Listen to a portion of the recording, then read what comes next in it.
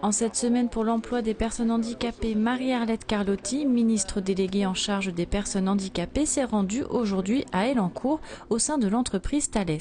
Mais j'ai vu une entreprise où il y avait véritablement une volonté claire, affirmée depuis 20 ans, d'intégrer les personnes en situation de handicap comme des travailleurs ordinaires, avec leurs difficultés, intégrer, garder dans l'emploi, maintenir dans l'emploi quand il s'agit de salariés à qui il est arrivé un problème de maladie ou garder dans l'emploi. Depuis 20 ans, le groupe Thales mène une politique d'insertion à l'égard des personnes en situation de handicap.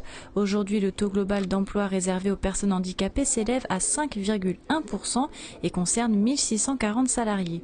Le groupe espère atteindre d'ici à la fin de l'année le taux minimal de 6% imposé par l'État. Il est important que cette compétence, elle reste dans l'entreprise, et c'est pas parce que c'est une personne handicapée qu'elle ne doit pas avoir une évolution de carrière comme les autres, afin qu'on puisse garder aussi cette compétence. Et donc c'est en mettant en place ces politiques de maintien dans l'emploi, donc accompagnement, adaptation des postes de travail, innovation technologique aussi pour permettre de mettre en place des moyens techniques pour compenser le handicap, et puis des formations appropriées qu'on arrive à maintenir dans l'emploi de ces personnes handicapées.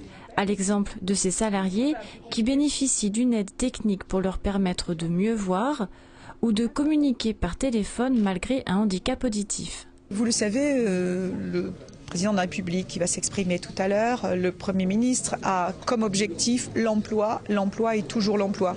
On parle beaucoup du rééquilibrage des comptes publics, la situation compliquée. C'est vrai que ce n'est pas quelque chose qui fait rêver.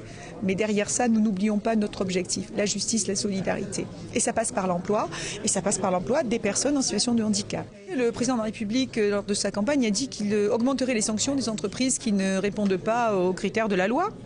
Mais pour y remédier, en même temps qu'augmenter les sanctions, on va d'abord discuter. Et c'est bien ce qu'on va faire en 2013, lors d'une vraie négociation avec l'ensemble des partenaires autour de la table. De son côté, l'UMP a lancé une pétition visant à accorder un prêt à taux zéro pour les personnes souffrant d'un handicap moteur. La proposition de loi menée par Gérald Darmanin et l'Yvelinois David Douillet est déjà soutenue par 103 députés.